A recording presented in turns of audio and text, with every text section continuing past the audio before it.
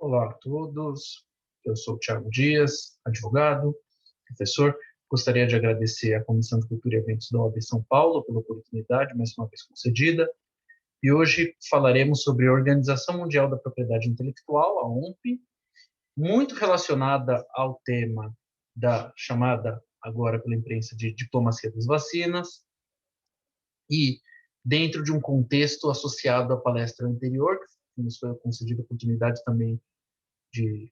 dar aqui o curso da Comissão de Cultura e Eventos, ainda realizada em março, aqui nesta comissão, em que lá nós falamos sobre a licença compulsória, aquilo que, entre aspas, a imprensa convencionou se chamar de quebra de patentes, e hoje nós vamos às origens desta questão das patentes e o contexto no qual se dá o regramento sobre as patentes na esfera internacional. Isto é um conteúdo, acima de tudo, de direito internacional, ainda que reconheçamos a carga presente e forte do direito empresarial, dado que na divisão científica que se faz das disciplinas,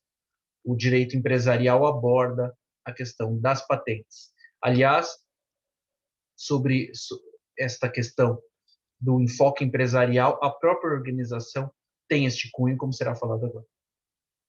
A Organização Mundial da Propriedade Industrial, na verdade, ela é uma sucessora do Biro da Propriedade Intelectual. O que era o Biro da Propriedade Intelectual? As suas origens remontam à Convenção de Paris, sobre patentes ainda em 1893, e que o Brasil, aliás, já participava lá no século XIX, e é interessante pensarmos que, na verdade, a questão da proteção de patentes e a proteção intelectual começa ainda naquilo que diríamos como a primeira, ou os primeiros movimentos ainda nos séculos 17 e 18 na Inglaterra, no chamado Império Britânico. Depois isso, com a expansão da Revolução Industrial e a expansão daquilo que hoje se convencionou chamar de revolução científico-tecnológica e o alcance da produção e da chamada era das luzes e todo o fenômeno da expansão industrial e intelectual dada no século XIX, especialmente na Inglaterra vitoriana, mas também em Paris, na França, que se leva à necessidade de uma proteção internacional das patentes. Importante dizer que naquele período, aquilo que hoje entendemos como proteção internacional, em verdade era a proteção das patentes das potências imperiais da época em outros países, ou a proteção de uma eventual cópia dessas patentes em outros países, ou tanto países europeus quanto nas antigas colônias. O objetivo era de controlar a produção de patentes e também evitar as cópias muito comuns naquela época e ainda hoje, infelizmente. Então, nesse contexto aqui, a Convenção de Paris das Patentes de 1893 é celebrada, o Brasil foi signatário da Convenção de Paris de 1893. Com isso, posteriormente, nós temos o Bureau para a Proteção da Propriedade Intelectual, é um bureau internacional, um escritório internacional da propriedade intelectual. Aqui nós convencionamos chamar de propriedade industrial, porque isso para nós tem uma especificação, tem uma razão em si, de chamar de propriedade industrial acima de tudo, mas que no exterior se convencionou chamar de propriedade intelectual, ainda que em um outro momento seja necessário e a doutrina faça a distinção sobre a questão da propriedade intelectual e também sobre a questão dos direitos autorais, que não são protegidos pela noção, pela concepção de propriedade intelectual nos ditames da OMP. Assim então, que um cenário pós-Segunda Guerra Mundial, com a necessidade da reforma das instituições internacionais que já existiam e liderados pelos Estados Unidos da América, dentro da ótica estadunidense, americana, de uma nova ordem mundial, ou que se convenciona chamar assim, é que são criados as instituições financeiras de Bretton Woods, mas também a questão comercial fica ressaltada, especialmente dada a questão e na memória dos criadores dessas instituições internacionais, o que havia ocorrido em 1929, quando com o crash da Bolsa de Wall Street, em Nova York, os países se fecharam e a exportação e a importação dos países foi prejudicada, o que levou a um fechamento do comércio internacional e o agravamento da crise em uma série de países. Dada essa história, os criadores, os projetistas da chamada Nova Ordem Mundial, especialmente Cordell Hull, secretário de Estado americano durante a Segunda Guerra Mundial, também o Tesouro Americano, assim como na City de Londres, a Bolsa de Valores de Londres e o mercado financeiro britânico, desses dois países principalmente, saíram as concepções de uma nova ordem mundial e o que viria a ser o mundo depois de 1945. Dentro disso é criado o GATT, e inicialmente era a Conferência de Havana, que trataria de uma organização internacional do comércio, que não se concretizou, mas que restou como Acordo Geral de Tarifas e Comércio, chamado GATT, e muito associado a ele está a questão da propriedade intelectual e o Bureau para a Proteção da Propriedade Intelectual. Assim ocorre que em 14 de julho de 1967 é assinada a convenção que vai levar à criação da OMP, da Organização Mundial da Propriedade Intelectual, mas que em 26 de abril de 1970 começa a ter vigência. Tanto é que o dia 26 de abril é conhecido como o Dia das Patentes, dado o marco da questão da proteção intelectual no mundo. É interessante que, na Convenção da OMP, lá no seu artigo 3º, está previsto que o objetivo da organização é promover a proteção da propriedade intelectual ao redor do mundo. E aí é que nós apontamos uma questão curiosa de que a OMP, ainda que, como está presente no slide, ainda que ela seja uma agência, hoje concebamos como agência da Organização das Nações Unidas, ela tem um cunho essencialmente, ou na sua origem, um cunho empresarial muito forte e um cunho na questão da proteção das invenções e na proteção de uma boa parte do material, dos bens imateriais, em verdade, das empresas, em razão de muitas vezes a patente estar associada ou, depois da sua criação, ser associada a uma empresa. Tanto é, e que nós falaremos em breve, que a Organização Mundial da Propriedade Intelectual é financiada de forma diversa das outras organizações internacionais, em razão dela ser financiada pelas tarifas, pelos preços pagos pelos inventores e pelas empresas que pedem registro na Organização Mundial da Propriedade Intelectual, dentro de um cenário que aqui no Brasil nós entenderíamos como uma atividade da autarquia INPI, Instituto Nacional da Propriedade Industrial, com base na Lei 9.279 de 1996. Neste cenário, aliás, é que apontamos a questão do financiamento, mas também as origens da organização e como a organização se marcou pela questão do vínculo com as Nações Unidas. O vínculo com as Nações Unidas começa em 1974, em um trabalho bastante curioso, em razão do contexto à época e da importância das discussões sobre o desenvolvimento industrial das potências e dos países, à época, os chamados países periféricos, hoje nós chamamos de países em desenvolvimento. A necessidade da época era, acima de tudo, uma necessidade de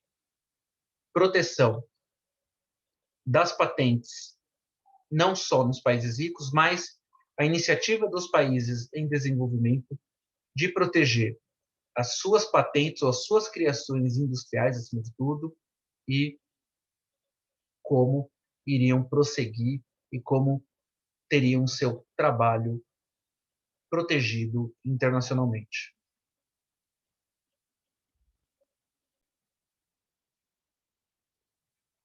Dentro desse contexto, é criado em 1974 um acordo de formalização com as Nações Unidas, transformando a OMP em uma das agências especializadas, pois, buscando o desenvolvimento das nações em desenvolvimento, à época as nações periféricas, uma iniciativa, aliás, com participação brasileira, é que o objetivo é trazer a OMP para dentro da concepção do Conselho Econômico Social. E aí, como sempre dito nas palestras, nos artigos publicados, é sempre necessário apontar que a Organização das Nações Unidas tem como entre os seus órgãos principais a Assembleia Geral das Nações Unidas, onde estão reunidos todos os seus países membros, o Conselho de Segurança, que incluem os membros permanentes, os membros não permanentes, e o Conselho Econômico Social, que reúne mais de 50 países dentro daqueles 198, 196 países membros das Nações Unidas. O Conselho Econômico Social deveria andar em paralelo com o Conselho de Segurança das Nações Unidas, é um órgão extremamente importante dentro do chamado guarda-chuva das Nações Unidas, dentro do escopo de trabalho das Nações Unidas, mas em razão da sua dimensão e da sua grandeza, muitas vezes fica ocultado em razão da relevância e das pessoas conhecerem apenas algumas das agências que são vinculadas ao Conselho Econômico Social. E o Conselho Econômico Social deveria funcionar, assim como o Conselho de Segurança funciona para as questões de manutenção da paz e a questão militar, o Conselho Econômico Social deve funcionar, ou deveria funcionar, para a questão do desenvolvimento das nações. Nessa iniciativa, no contexto de Guerra Fria, em que os países não alinhados, o movimento dos países não alinhados, isso ficou muito conhecido na história, especialmente na área de relações internacionais, esses países e outros países periféricos conseguem levar a OMP, uma instituição de cunho empresarial, como dito, bastante importante, levam isso para dentro do Conselho Econômico Social, mediante a celebração de um acordo de formalização com as Nações Unidas em 1974, cujo artigo 1º do acordo vai alertar e tem o objetivo de promover a atividade intelectual e facilitar a transferência de tecnologia e a propriedade industrial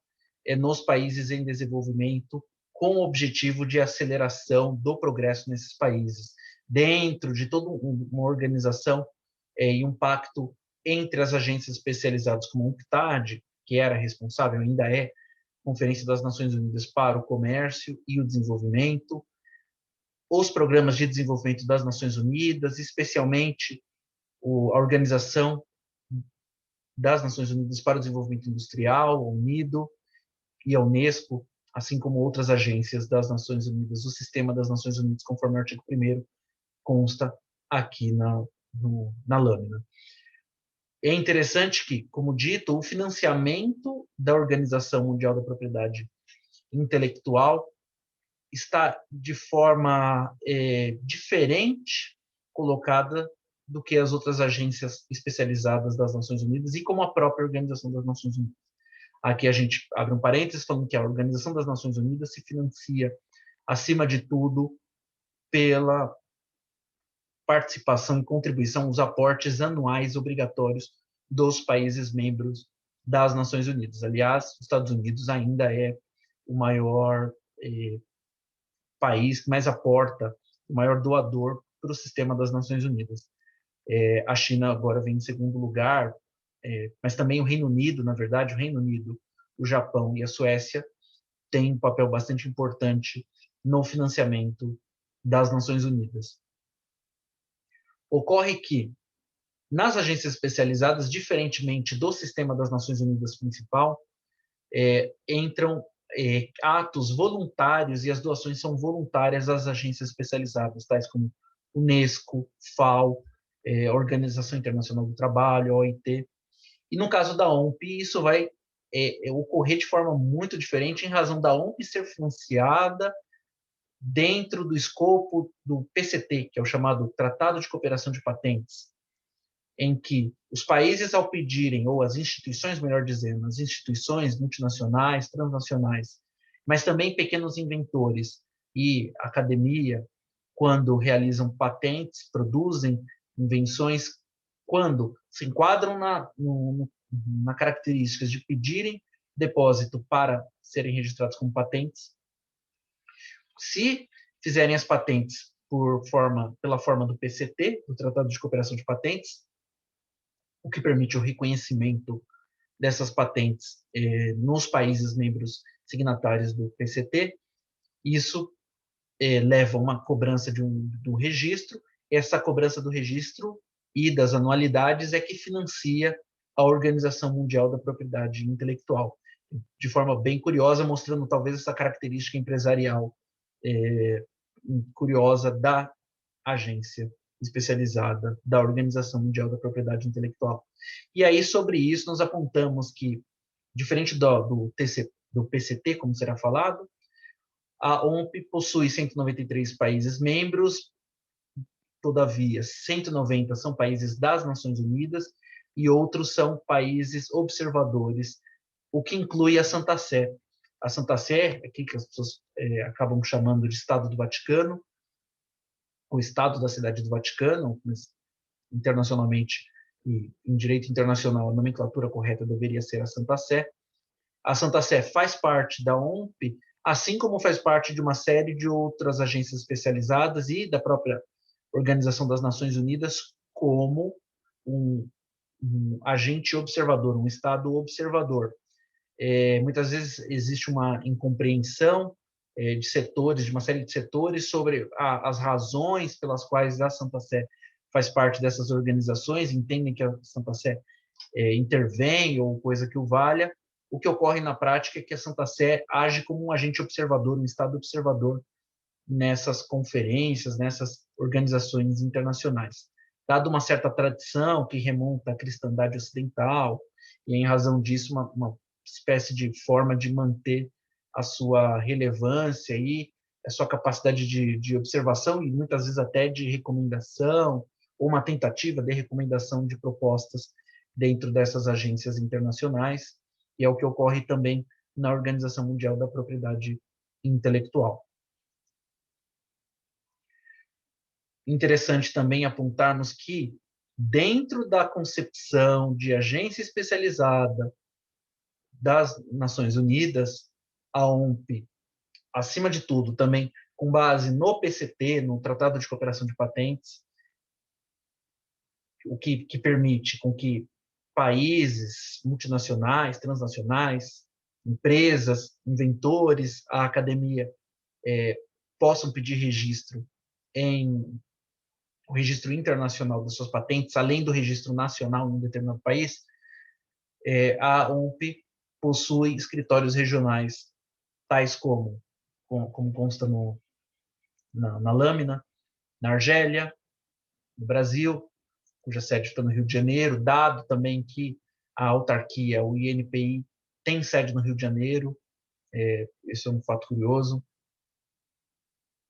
Em Beijing, Pequim, capital da China, Tóquio, Abuja, na Nigéria, Moscou e também em Singapura. Sobre este último país, aliás, o seu diretor,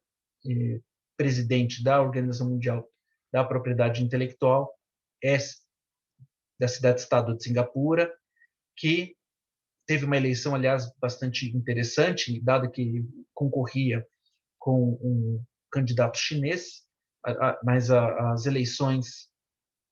levaram à vitória do candidato Singapura, por grande maioria, mas isso mostra a iniciativa, na verdade, dos chineses de assumirem a direção de uma série de agências especializadas das Nações Unidas com o intuito de trazer as pautas, uma série de questões importantes para o interesse nacional da China. Este vínculo econômico com as Nações Unidas, como agência especializada, é bastante curioso. Ele remonta aquilo que falamos sobre a questão da necessidade, durante a Guerra Fria, de países chamados países não alinhados e dos países em desenvolvimento, de trazer as suas preocupações para as agências especializadas das Nações Unidas, como o Conselho Econômico e Social e as agências vinculadas, o que foi trazido também para a OMP, cujo intento era, acima de tudo, apontar a necessidade de proteção de patentes também nesses países em desenvolvimento, com o intuito de evitar com que países ricos possuíssem monopólio ou monopólios permanentes, perpétuos das patentes. É importante dizermos que as patentes têm proteção desde o seu depósito de 20 anos. Isso depois se manteve com o acordo TRIPS, que é o acordo de propriedade intelectual e comércio, que é vinculado ao GATT e ao OMC, e sob essa ótica que a agenda para o desenvolvimento, no ano de 2004, já muito posteriormente, a discussão é iniciada a partir de uma iniciativa de Argentina e Brasil, em 2004, que levaram à assinatura da Declaração de Genebra sobre o futuro da OMP, cuja intenção era atender o interesse dos países em desenvolvimento,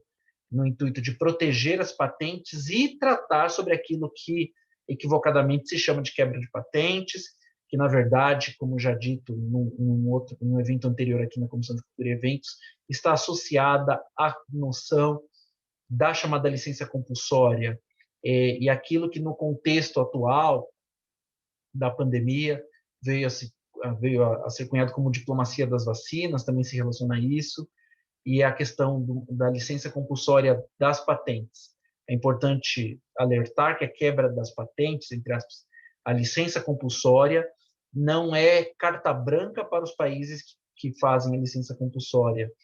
de usarem as patentes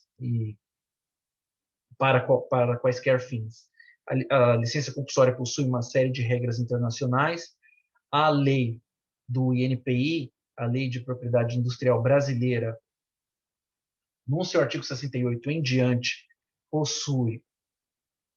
uma série de mandamentos acerca da licença compulsória, acima de tudo observando o interesse nacional.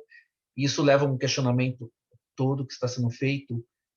internacionalmente, ou até uma mudança de entendimento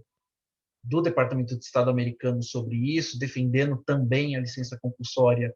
da patente do fármaco, dada a situação do momento. Há uma série de discussões sobre essa questão. E esse entendimento da licença compulsória também se associa muito ao pedido que países em desenvolvimento faziam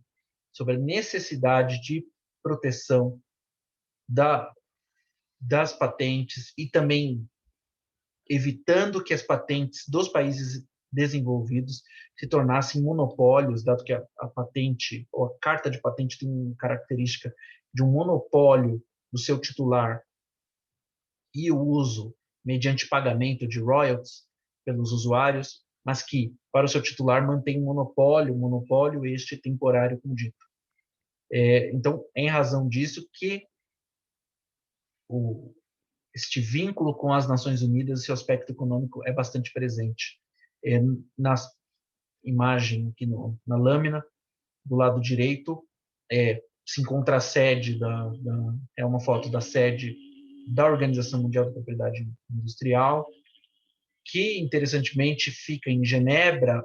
sede de outras organizações e agências especializadas vinculadas às Nações Unidas e sede da Organização Mundial do Comércio, com quem, na verdade, a OMP tem um lastro até mais forte, muitas vezes, na prática, do que com as Nações Unidas, ainda que seja uma agência especializada da organização.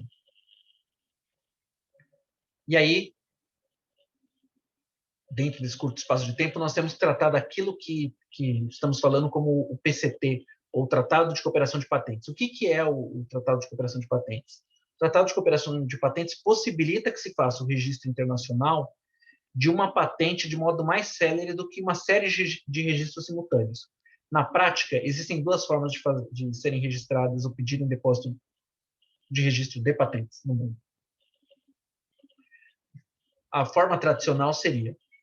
um inventor, a academia, uma empresa pedir o registro no seu país sede, como, por exemplo, a empresa poderia pedir o registro aqui no INPI, no Brasil, se a empresa tem a invenção feita aqui, ou sua sede aqui, o país, o inventor ou a academia podem fazer o registro na autarquia, especializada aqui no Brasil, a agência própria para isso, que é a autarquia INPI, e, se quiser proteger a sua patente em outros países, poderia escolher do modo tradicional, contratar escritórios de advocacia e pedir o registro em uma série de países. Então, por exemplo, ao redor do mundo, fazer o pedido de registro em 190 países, por exemplo, 150, 140 países, poderia fazer esse pedido de registro, que custaria bastante caro, demoraria uma série de anos para fazer isso, o que, com o PCT, se tornou mitigado em razão do PCT, do Tratado de Cooperação de Patentes, possibilitar que seja feito o registro em um país e, posteriormente, num período, geralmente, de 2 meses, permite com que seja registrado, feito um pedido de registro internacional também naquela autarquia, que faz, então, uma análise e encaminha os documentos para a OMP, pedindo o depósito, fazendo o depósito e o pedido de registro da patente. Se for concedido, conta-se 20 anos de proteção, em regra, 20 anos da proteção a contar da data do depósito do pedido de registro. E é interessante que a permissão é dada, o que facilita muito, porque pode ser feito, por exemplo, o registro no Brasil, de uma determinada patente, e, posteriormente, já ou imediatamente, já se faz o registro, também pedindo um registro internacional daquela patente, mas a data de pagamento deste registro, porque esses serviços são serviços remunerados, o pagamento poderá ocorrer no prazo de 30 meses, o que facilita, em razão dos valores altos, o pagamento e o registro dessas patentes. É deste valor do pagamento do registro internacional, poderá ser feito em 30 meses, que a OMP é financiada, desses valores, elas são financiadas. E aí, a gente destaca que os países desenvolvidos são os maiores usuários do PCT, o Brasil está entre os 20 maiores depositários, o que em si pode ser uma boa notícia. Por outro lado, dadas as dimensões geográfica, dimensão populacional e um certo papel econômico e financeiro que o país tem ou já teve, este número está aquém das nossas necessidades, em razão das patentes estarem muito associadas com a descoberta de novas formas de produção industrial, da capacidade científica que um determinado país tem, isso refletir em patentes e depois o enriquecimento daquele país cuja patente foi elaborada. E aí nós destacamos que o Brasil, ainda que por bem esteja entre os 20 maiores depositários, poderia estar entre os 10 países depositários, maiores depositários de registros de patentes internacionalmente. Mesmo no Brasil, o nosso pedido de registros é um pedido bastante alto, mas, como já dito em outra oportunidade, nós temos problemas estruturais na autarquia, com falta de servidores, o que dificulta um pouco este serviço, mas que na parte internacional, cuja análise é feita pela OMP, ainda assim estamos muito aquém da capacidade que poderíamos ter de pedido de registros de patentes, o que mostra que talvez o desenvolvimento científico-tecnológico no país, como já sabemos, ele não está em condições de competição, em condições de concorrer e permitir o nosso desenvolvimento de longo prazo, médio e longo prazo, com segurança. E sobre a patente em si, relembrando ela, para ser registrada e com base no acordo TRIPS, nós devemos ter, e como aponta inclusive a lei nacional do INPI, a lei 9.279 de 1996, a patente tem entre os seus requisitos para ser registrada a necessidade de possuir uma característica de novidade, uma atividade inventiva e aplicação industrial. Considerados esses requisitos e concedida a patente, a carta de patente, o prazo para o uso, o chamado monopólio desta carta de patentes, durará 20 anos. Esses 20 anos contam a partir da data do depósito do pedido de registro. Causa uma certa confusão, mas que, em regra, ocorre em 20 anos. Isso faz parte, já fazia parte já da tradição do acordo TRIPS e mostra, dentro desse curto espaço de tempo, aquilo que vem sendo feito dentro da OMP e essa característica empresarial ressaltada e científica, acima de tudo, dado que a própria noção de patente está muito associada ao trabalho, ao desenvolvimento científico-tecnológico e, como apontamos, no século XIX, e como a era das invenções e a era da luz, ainda que possamos ter críticas sobre essa questão e as consequências que isso levaram depois no século XX, mas ainda assim,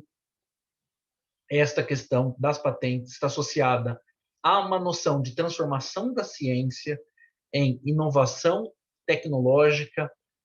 e inovação das atividades das cadeias produtivas e da capacidade de desenvolvimento nacional. Países como Holanda, Alemanha, Coreia, Suécia, Estados Unidos e hoje a China, que está em primeiro lugar, entre os maiores depositários internacionais dentro do PCT, mostra a capacidade como a preocupação com as patentes deve ser mais tomada em conta, levada em conta nas discussões sobre a questão da ciência e o seu desenvolvimento. É isso. Agradecemos à Comissão de Cultura e Eventos pela oportunidade. Muito obrigado. Até mais.